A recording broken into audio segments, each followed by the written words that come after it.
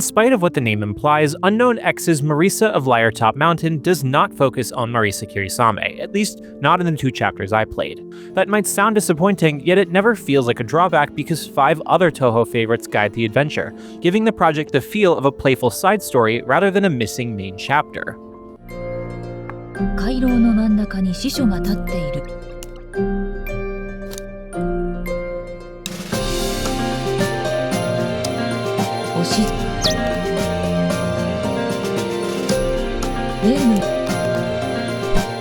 The genre shift shows itself right away. Instead of bullet hell action, you join a tabletop-style campaign in which Reimu and Flandre Scarlet, their meticulous maid Sakuya, and their studious friend Patchouli crowd around a game board.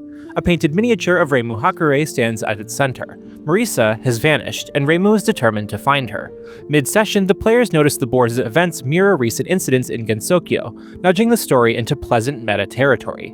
Reimu's search begins inside a magical book. Pages flip, ink rearranges, and cardboard scenery drops into place whenever she enters a new room. Even on a flat screen, the presentation feels handcrafted.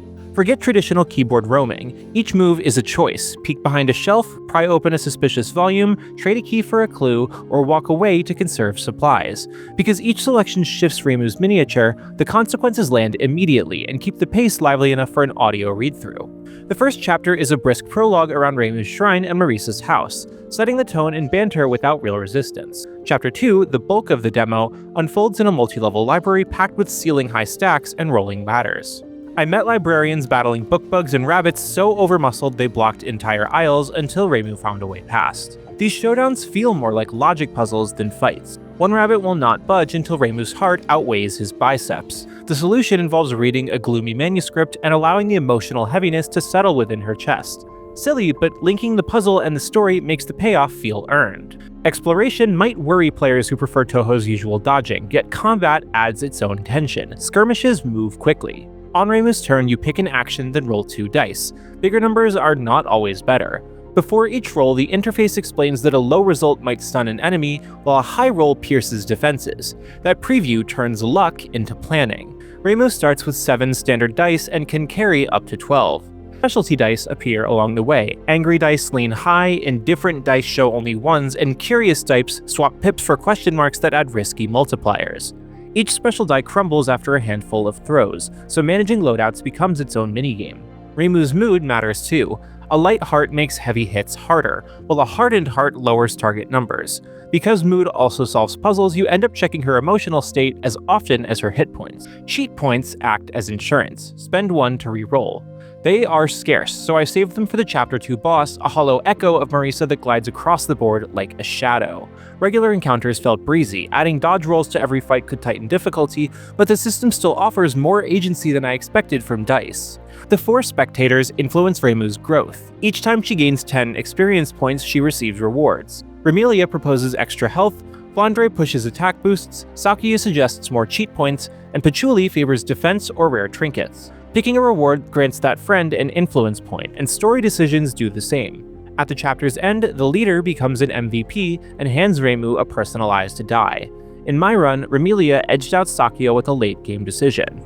The running commentary feels like hanging out with friends. They tease missteps, cheer critical hits, and argue over tactics. Lines stay compact, leaving natural pauses for your next move, so the flow should work well when read aloud. Marisa of Liartop Mountain is not a bullet hell spin-off wearing a cardboard mask. It is a genuine board game adventure set in the Touhou universe.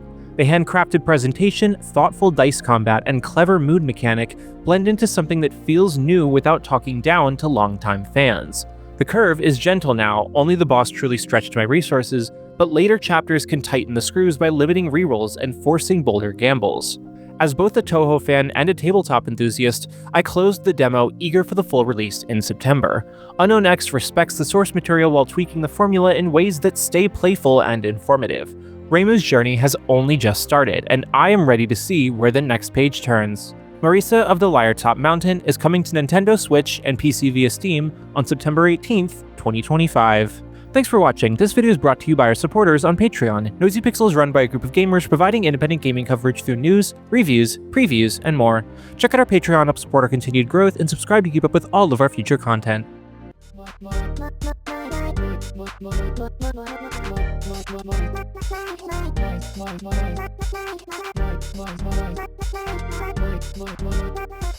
Voice pixel.